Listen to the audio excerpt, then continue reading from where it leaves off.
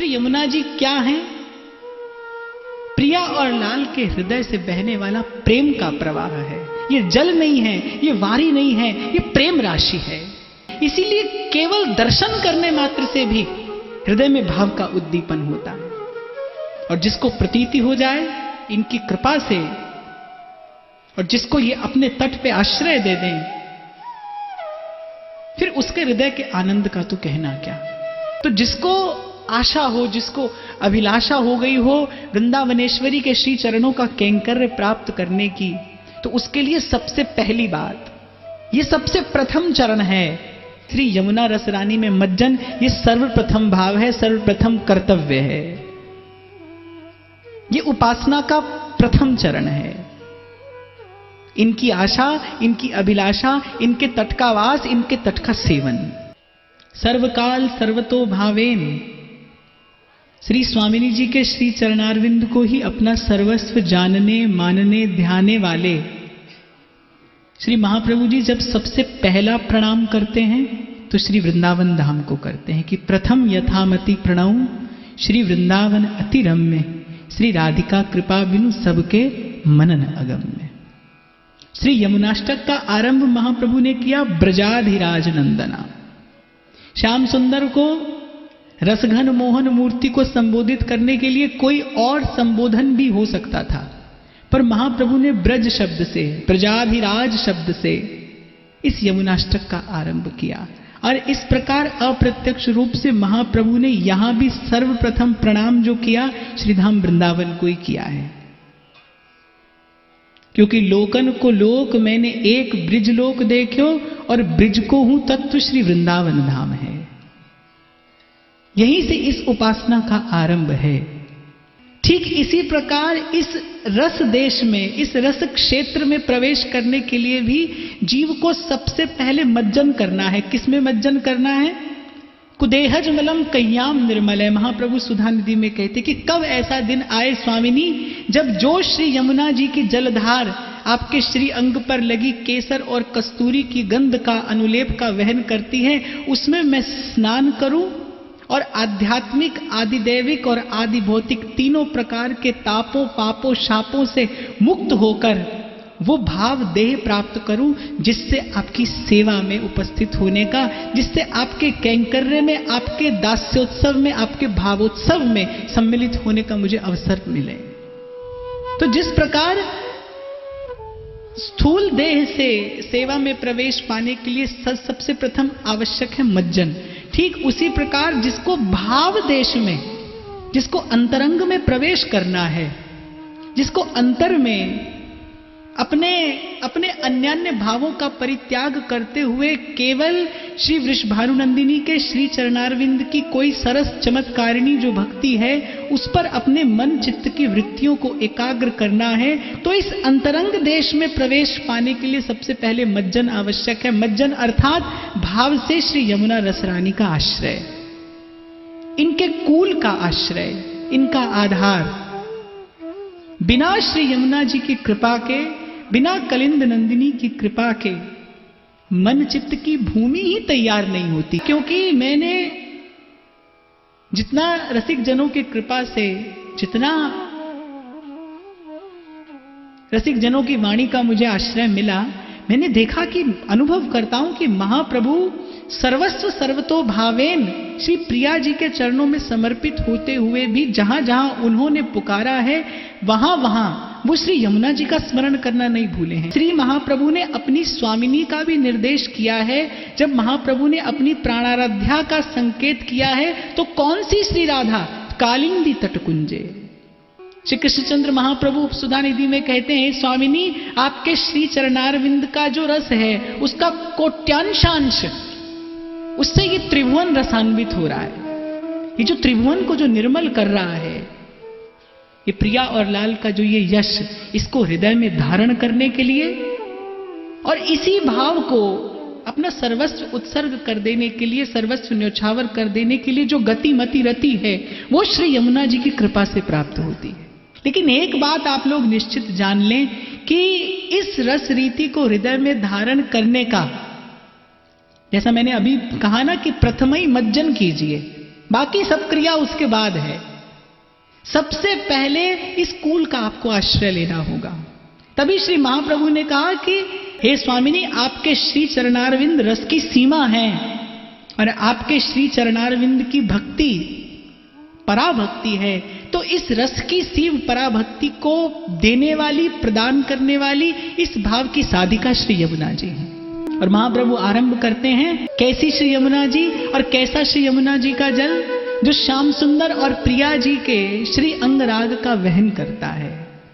सहचरियों ने बड़े प्रेम में भरकर बड़े सुंदर सुंदर, बड़े सुगंधित सुगंधित द्रव्यों से प्रिया और लाल के कभी कपोल कमल पर, कभी वक्षस्थल पर और कभी कभी भुजाओं पर बड़ी सुंदर मकरी लेखन किया है, बड़ी सुंदर पत्रावली किया है। और जब स्नान करते हैं प्रियालाल, सुधानिधि में बड़ा सुंदर महाप्रभु स्मरण करते हैं कि हे कालिंदी, आप तो उस अमृतोपम जल का वहन करती हैं जिस जल में सहचरियों का प्रेम रंग मिला है।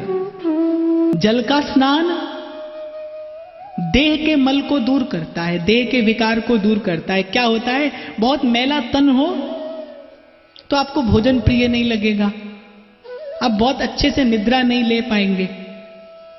अगर प्रस्वेद से, पसीने से लथपथ शरीर हो तो आपको आराम नहीं आएगा। और वही आप अच्छा सा स्नान कर लें तो एक क्षण के लिए स्नान जो है वो शांति प्रदान कर देता है, तन मन को एक निर्मलता का भाव देता है।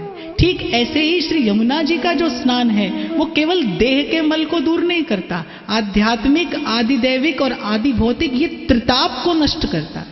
श्री कृष्ण के लिए कहा जाता है तापत्रय विनाशाय श्री कृष्णाय वयम नुमा, अर्थात श्री कृष्ण त्रिताप का नाश करते हैं, शरण में आने वाले को अभय दे देते हैं, विश्रांति प्रदान कर देते हैं। लेकिन श्री यमुना जी अपनी कृपा से जो भव का जो बीज है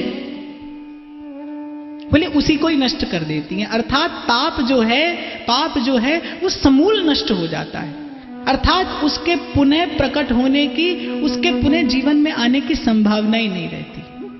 और प्रत्येक श्लोक के अंत में जो ये पंक्ति महाप्रभु कहते हैं कि भजे कलिंद नंदिनीम दुरंत मोह भंजिनीम, अर्थात हे श्री यमुने, आपकी कृपा के अतिरिक्त, आपके अतिरिक्त और किसी में सामर्थ्य नहीं है जो जीव के इस दुरंत मोह का भंजन कर सके। किसी भाव सिद्ध महापुरुष के आप निकट जाएं तो जो उसका भाव होता है, जो उसका आभा मंडल होता है, वो आपको स्पर्श करता है। या और शब्दों में आप गुलाब के फूल के गुलदस्ते के निकट जाएंगे तो गुलाब की सुवास आएगी। ऐसी श्री यमुना जी का स्वभाव क्या है, श्री यमुना जी का स्वरूप क्या है? स्वभाव है कि पामर से पामर जीव आए, अधिकारी अनअधिकारी कोई भी आए, ये उसको निर्मल करने की सामर्थ्य रखती हैं और करती हैं। श्री हरिलाल व्यास जी बड़ी सुंदर एक बात रसकुल्या में कहते हैं कि जब महाप्रभु पुकारते हैं हा कालिंदी त्वयि मम निधि प्रेसा क्षालितोद्भूत, तो ये जो महाप्रभु ने हा शब्द लगाया, ये महाप्रभु ने हा कालिंदी का, हा कालिंदी क्यों कहा कि उस समय श्री महाप्रभु जी के मन में, श्री महाप्रभु जी के हृदय में श्री यमुना जी के प्रति ऐसा भाव आया जैसे श्री यमुना जी मेरी माता हैं। तो यमुना जी के स्वरूप का चिंतन करते करते श्री महाप्रभु के हृदय में ऐसा भाव आता है कि जैसे मैं बालक हूं। कैसा? क्वाहम तुच्छः परम मधुमः प्राण्य हो गर्र कर्मा, और हा कालिंदी, और हे यमुने आप मेरी माता सी हैं। माता क्या करती है? पोषण करती है, अपने हृदय का अनुराग प्रवाहित करके, अपने हृदय का वात्सल्य रस बालक को देकर मां बालक को पुष्ट करती है। और महाप्रभु ने यही पंक्ति कहकर श्री यमुना जी के स्वरूप का स्मरण किया है। आपके इस जल के साथ, इस अमृतोपम जल के साथ मेरी स्वामिनी के, मेरी प्राण प्रिया के, मेरी प्राणाराध्या के श्री अंग पर लगी वो दिव्य केशर, वो मृगमद, वो दिव्य अंगराग जो सहचरियों ने जाने कितने प्रेम में भरकर श्री अंगों को निवेदन किए थे। और वस्तुतः थोड़ी सी दृष्टि परिष्कृत हो जाए वृंदावन की रज से, इन नैनों को कोई आंज ले और दृष्टि का परिष्कार हो जाए तो श्री यमुना जी के जल से जैसा भाव का उद्दीपन होता है वो अन्य किसी भी और ठौर से नहीं होता। और फिर कहूंगा कि महाप्रभु की संपूर्ण वाणी का आलोढ़न जब आप करेंगे तो महाप्रभु ने कहीं किसी को भी दुलराया हो, महाप्रभु ने कुछ भी गाया हो, लेकिन महाप्रभु कालिंदी के तट को नहीं भूले हैं। एक प्रसंग आता है कि जब 100 वर्षों के उपरांत कुरुक्षेत्र में सूर्य ग्रहण के अवसरों पर ब्रजांगनाओं का और समस्त ब्रजमंडल के परिकर का और श्याम सुंदर का पुनः मिलन हुआ, तो द्वारिका की पट्ट महिषियों के मन में बड़ा इस बात का चिंतन रहा करता था कि आखिर ये रास लीला, ये रास रस है क्या, कि हमारे प्रियतम नींद में भी उस रास रस की चर्चा करते हैं। जो हमारे प्रियतम को सुख दे वो रास रस वस्तुतः क्या है।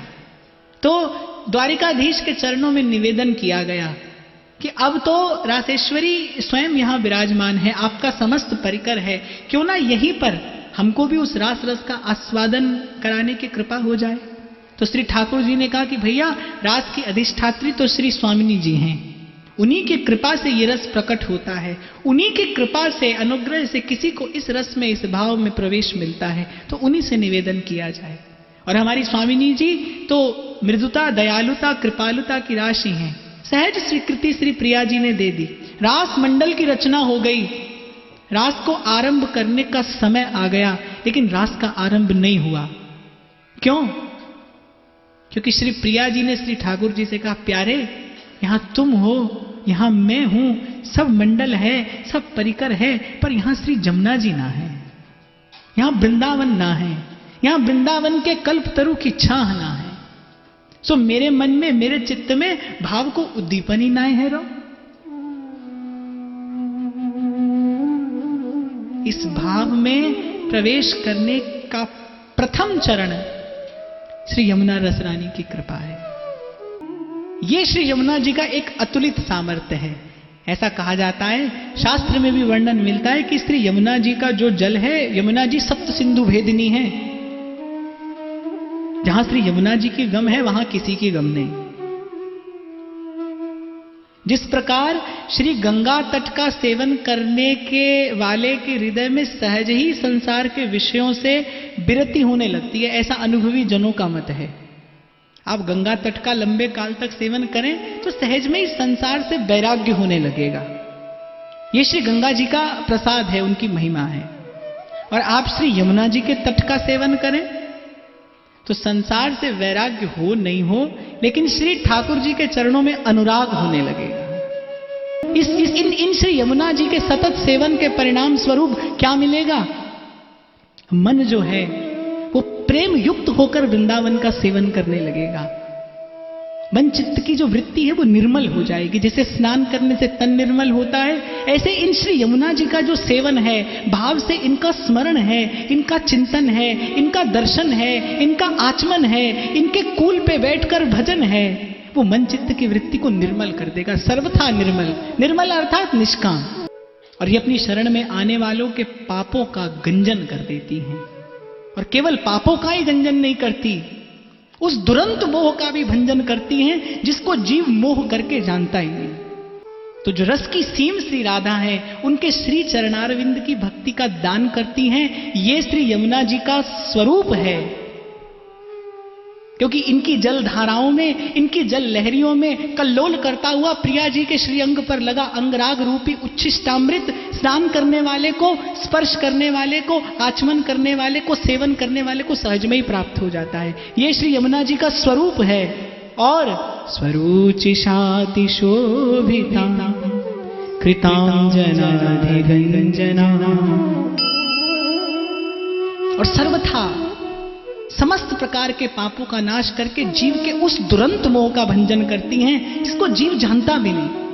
श्री यमुना जी के स्वरूप का चिंतन करके, श्री यमुना जी के स्वरूप का की प्रतीति करके श्री यमुना जी का सेवन किया जाए तो आप देखिए, अनुभव करिए कि श्री यमुना जी क्या कृपा करती हैं। मेरा तो अपने जीवन का अनुभव रहा है कि उस समय जब ना यहाँ की रस रीति से कोई परिचय था,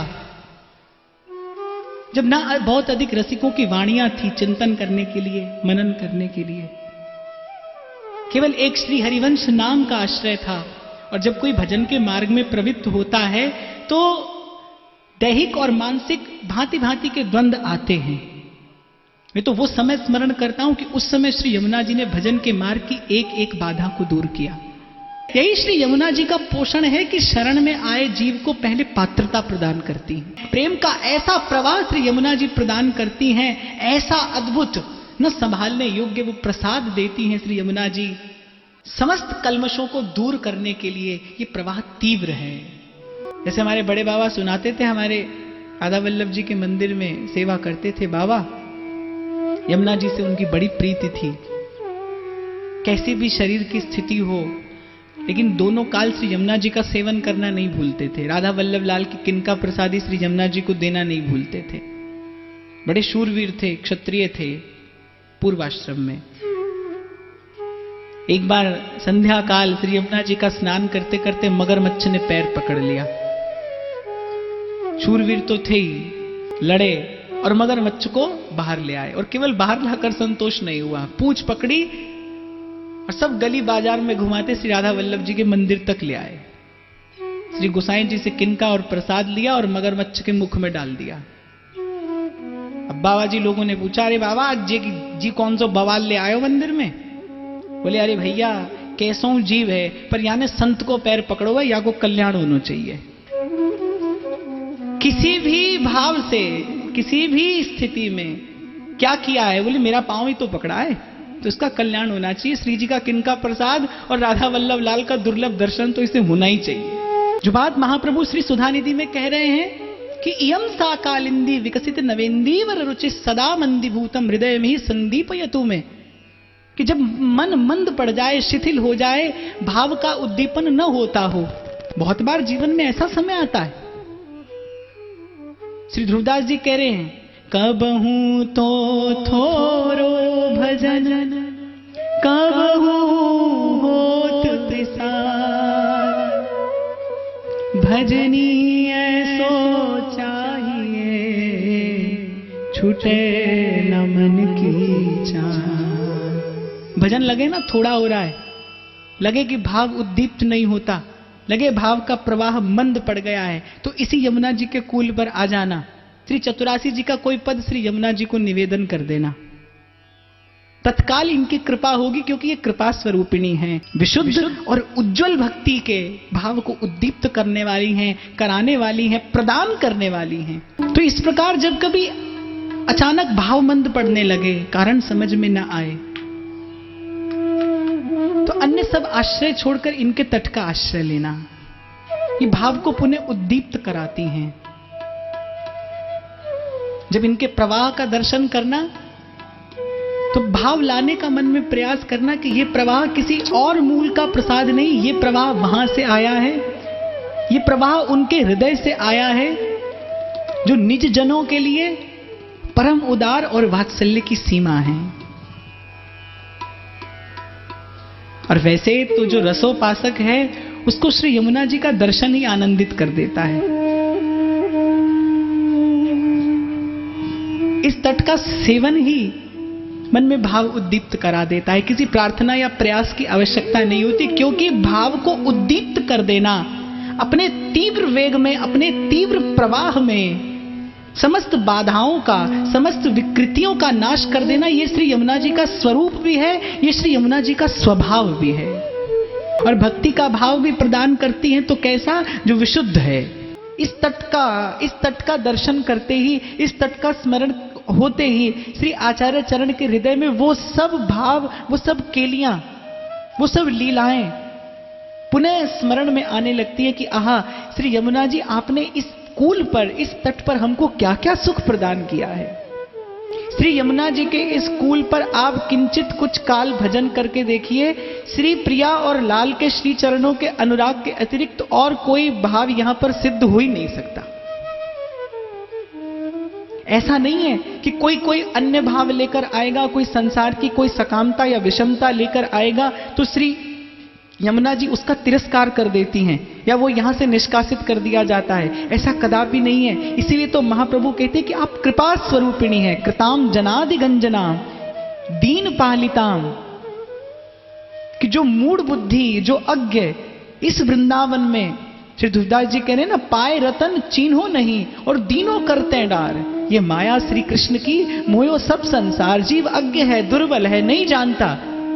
नहीं जानता कि इस वृंदावन का स्वरूप क्या है, यहां आकर क्या प्राप्त किया जा सकता है, ये कालिंदी का कुल क्या देने में सक्षम है, इस कालिंदी कुल के इन तटवर्ती सघन कुंजों में कौन क्रीड़ा करता है, यहां किसकी लीला होती है। जीव नहीं जानता कि इस तट का सेवन करके अपना जीवत्व भंग किया जा सकता है। जो अन्यत्र कोटि कोटि प्रयासों से संभव नहीं होता वो यहां सहज में उपलब्ध हो जाता है, क्रीड़ा करते करते उपलब्ध हो जाता है। नाच गाए रास ही मिले बस वृंदावन व्यास। तो ऐसा नहीं है कि जो विषमता लेकर आए, जो सकामता लेकर आए श्री यमुना जी उसका तिरस्कार कर देती हैं, वो यहां से हटा दिया जाता है। इनकी विशेष कृपा ही यही है, इनका विशेष अनुग्रह ही यही है, इनकी विलक्षण उदारता यही है कि कोई कैसा भी आता है, ये तीव्र वेगवाहिनी है, सप्त सिंधु भेदिनी है, कोई कैसा भी आता है पहले अपनी कृपा से उसको वृंदावन के उस प्रेम के स्वरूप की अनुभूति कराती हैं, उसके चित्त में अभिलाषा देती हैं, फिर स्वयं उस अभिलाषा का पोषण करती हैं, स्वयं अपनी कृपा से उस अभिलाषा को शनै शनै पुष्ट करती हैं, और फिर इन्हीं के तट पर इन्हीं नैनन सब सुख देखे एक दिन वो भाव सिद्ध हो जाता है। आप देखेंगे यदि जरा सा आप चिंतन करेंगे, थोड़ा सा श्री हरिवंश नाम की कृपा से श्री हितवाणी में आपका प्रवेश होगा, तो आप देखेंगे कि महाप्रभु ने किसी भी भाव का स्मरण किया हो, भले महाप्रभु अंतरंग केली का चिंतन करते हो तो भी उन्हें सुंदर पुलिन सुभग सुखदायक नव नव घन अनुराग परस्पर खेलत कुंवर नागरी नायक। यदि उन्हें उस अंतरंग केली का स्मरण हुआ हो या कभी रास के भाव ने उनके हृदय को आनंदित किया हो, तो भी महाप्रभु जी को श्री यमुना जी का ही कुल स्मरण में रहता है कि चलें राधिके सुजान तेरे हित सुख निधान रास रचो श्याम तट कलिंद नंदिनी। कभी लाल जी की वेणु निनाद का स्मरण हो आया तो भी श्री महाप्रभु जी ने कहा कि सदा बसंत रहत वृंदावन पुलिन पवित्र सुभग जमुना तट। कभी वृंदावन की शोभा का स्मरण हो आया तो तत्काल वृंदावन को प्रणाम करते ही कि प्रथम यथामति प्रणव श्री वृंदावन अतिरम्य श्री राधिका कृपा बिन सबके मनन अगम्य। तत्काल वहां प्रभु की भावना प्रकट होती कि वर यमुना जल सींचन दिन ही शरद बसंत विविध भांति सुमनस के सौरभ अलिकुलमंत।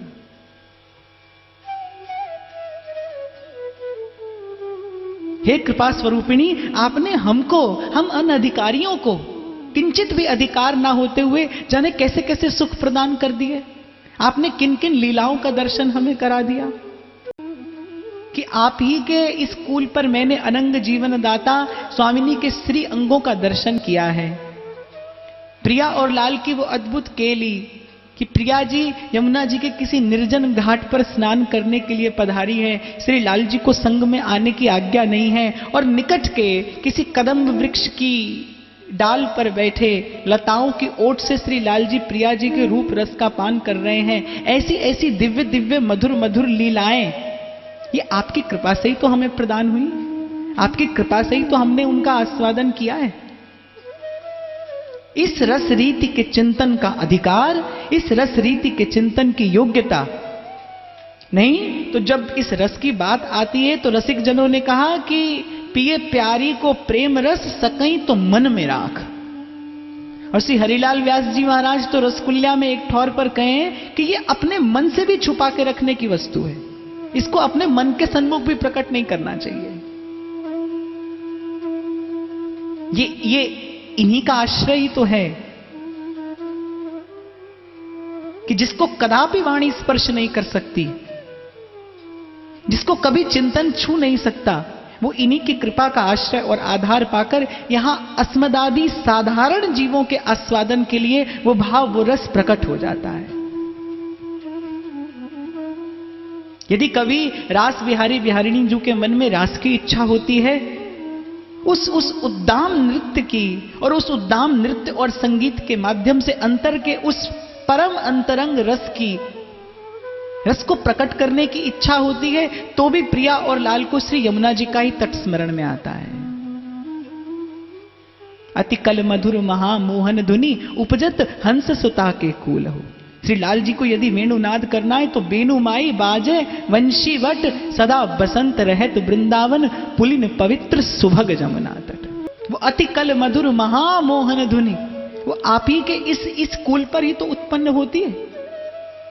बड़ी सुंदर बात महाप्रभु कहते हैं कि प्रिया जी का स्मरण करते करते कि कालिंदी कूल कल्प द्रुम तल निलय, ये एक शब्द महाप्रभु ने सुधा निधि में प्रयोग किया है कि प्रिया जी का जो घर है निलय, वो कहां है?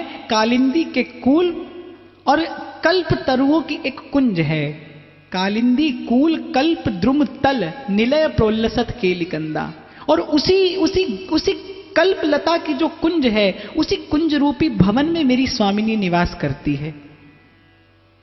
और वृंदाटव्याम सदैव प्रकटतर रहो वल्लभी भाव भव्या, और केवल सहचरियों के भाव से ही उसका दर्शन किया जाता है, केवल सखियों के नैन ही उसको देखते हैं, केवल सहचरियों के भाव ही उस रस राशि को, उस रूप राशि को, उस भाव राशि को स्पर्श करते हैं।